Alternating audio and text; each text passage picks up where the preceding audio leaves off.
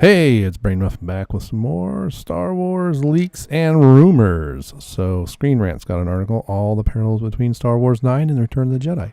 So far, as if there was any doubt, after all, The Force Awakens was a ripoff of A New Hope, and we saw The Last Jedi was kind of an Empire Strikes Back done backwards, although what did it do? It devastated our expectations. That's what it did. So why not, Jar Jar has already copied A New Hope. Why wouldn't he do it with the next one? So director J.J. Abrams is keeping Star Wars Episode 9 story shrouded in secrecy, but it's already clear that the upcoming movie will share many similarities with its counterpart in the original trilogy, The Return of the Jedi. Star Wars The Force Awakens, Star Wars criticized by fans for being too similar to their predecessors. Moreover, The Force Awakens was branded as a mere remake of A New Hope due to the fact that it featured the death of a mentored figure. It was almost a shot-by-shot read, more than just that stuff. And the planet-sized supers, however, this is not a new phenomenon. It's not one rather it's one that George Lucas perpetuated when he foresaw the series. It's behind-the-scenes featurette of the prequel trilogy.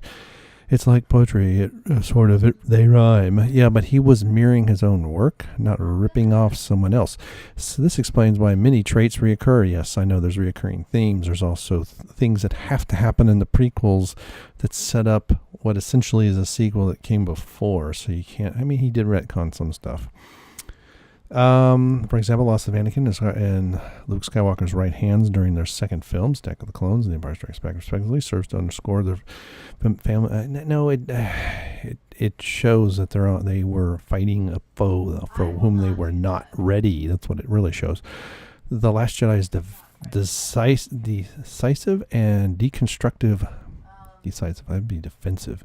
Take on the series has opened plenty of opportunities for JJ to explore, but they hasn't stopped him from and fellow writers Chris Terrio from mining Star Wars' illustrious past. Here are all the parallels we've noticed so far between the characters and everything. So, Resistance will be on the run again, of course. Why wouldn't it be? It's this page, Resistance on the run again. Now we have, this is the entire Resistance now fits into the Millennium Falcon.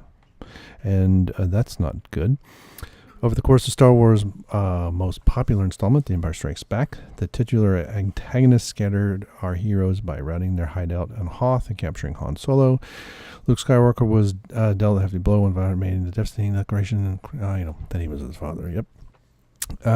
We have, from the ending of Last Jedi, we can surmise that the Episode 9 will find our new brand of heroes at a similar disadvantage. There's also been some speculation that Jar Jar will give us a time jump, and so that might not be as similar as we want to believe. There's so few a number that the Force has pulled off. Yeah, they fit in the, So anyway, Admiral Hodo's maneuver may have deprived the First Order of their reinforcements and a fair few. How about a few Star Destroyers?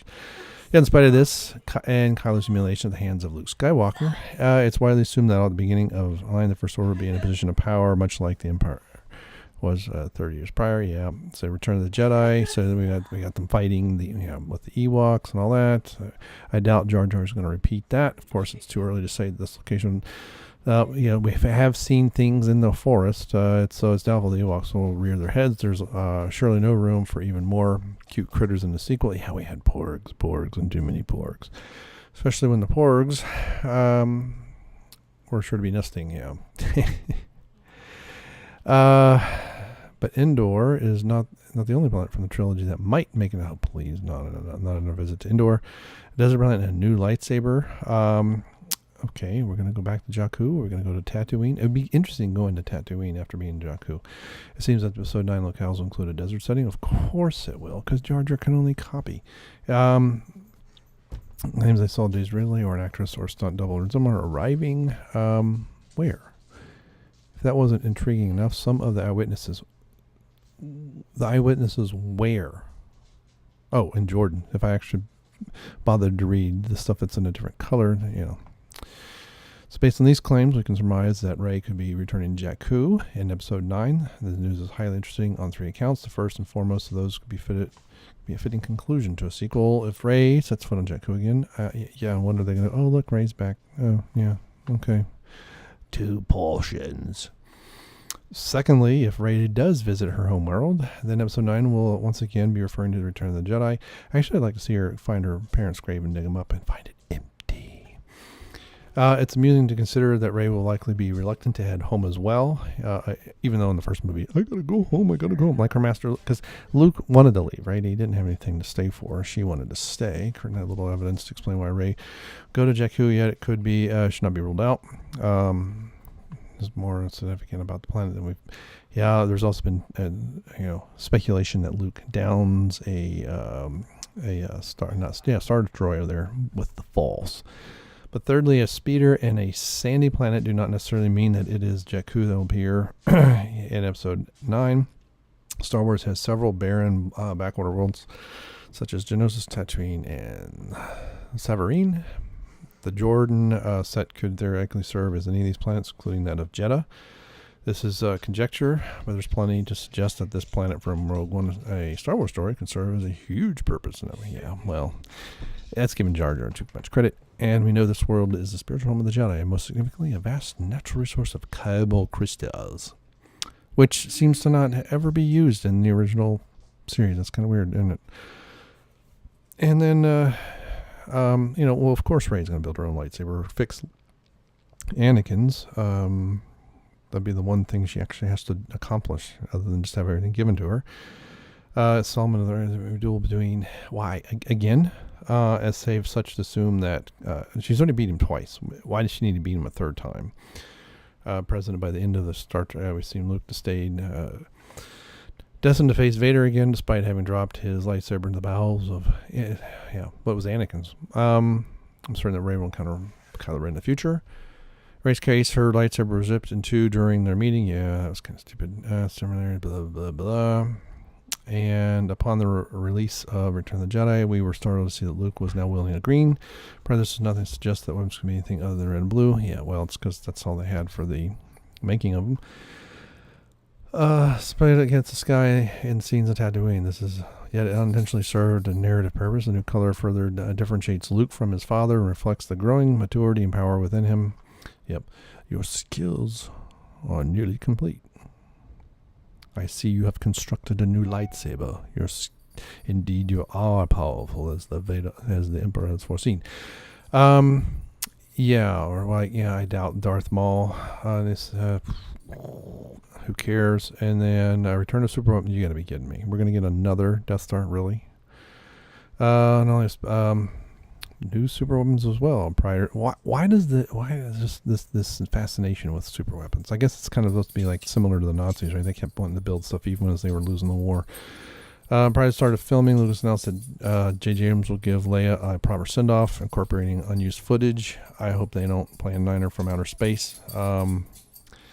Thanks to making Star Wars and the art of Star Wars, The Force Awakens, we know that a lot of the scenes revolved around a cut subplot involving something called the Warhammer. The Resistance battle, and whilst it was reportedly not on the same power level as the First Order's weapon, it could reportedly crush through Star Destroyers like they were Tinker Toys. Okay, righty. Okay. Now that would be interesting, as if the First Order was trying to stop the Resistance and their super weapon. Showcase the Revenge of the Sister, which made no sense that the Death Star would take that long. And then we have Rogue One, special super secret. It's 20 years later, and yet there's this super secret plan. And if it took that long to build, then in Return of the Jedi, that wouldn't have been that large. I'm in a balk. Mentor will fall. Hopefully it's just Leia. Are they going to kill Luke a second time? Or are they going to kill Lando? The sequel will always be Protest of the Torch. Yeah, but see, we didn't have a fall of a mentor in Return of the Jedi.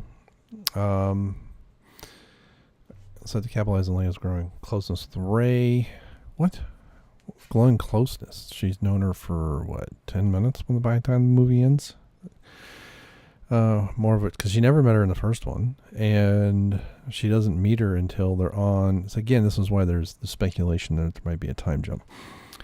Warrior and Force regular is no longer with us, because then they would turn her into garbage. Anyway, as stated earlier, unreleased footage will ensure that Leia returns. The veteran freedom fighter will embark upon a mission for which she never returns. Artillery General Organa could simply step back to allow Poe's leadership to flourish.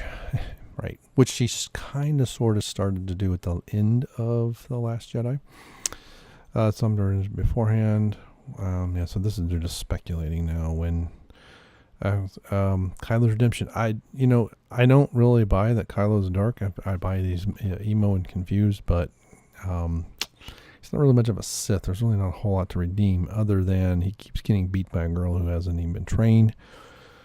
I would rather see Kylo just continue, actually, and just get darker, regardless of trends. I don't care. In the Skywalker saga, actually the end was in 1983, but that's okay. Over the coming years, Lucas will continue to explore the Lucasfilm and our TV show. Yeah, all this is garbage. It's released in Lucasfilm press release, which outlined the movie's cast and crew as serious as they did. Okay. And I know that several of the actors say when the 9 is out, they're done with Star Wars. 2 trilogies and 2 anthology films later, we know how it all turned out. It turned out to be a big pile of dog poop lit on fire. Because that's the whole thing. Was the original was the rise and fall of Anakin and redemption of Anakin Skywalker. Such a historical, and they've forgotten the whole aspect of what Star Wars is about in all these new movies. So I don't.